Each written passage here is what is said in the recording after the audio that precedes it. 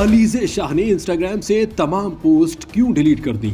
अदाकारा का बयान सामने आ गया। अदाकारा अलीज़े शाह ने इंकशाफ किया है कि उन्होंने इंस्टाग्राम से अपनी तमाम तस्वीर और वीडियोस डिलीट कर दी हैं। गुज़िश्ता चंद बरसों से अलीज़े शाह ने अपने अंदाज और तर्ज ज़िंदगी में नुमाया तब्दीली की और इंस्टाग्राम पर भी बोल्ड तस्वीर, म्यूजिक वीडियोस और फोटोशूट्स शेयर करती रही हैं। ताहम हाल ही में अदाकारा ने इंकशाफ किया है कि वो ज़हनी दबाव और अफसरदगी के दौर से गुजर रही थीं, जिस दौरान उन्होंने वो तस्वीर पोस्ट की जिस पर वो शर्मिंदा है। अलीज़े शाह ने एक हालिया वीडियो बयान में बताया कि उन्होंने अपनी तमाम तस्वीर डिलीट कर दी हैं क्योंकि अब उन्हें उन पर शर्मिंदगी महसूस होती है।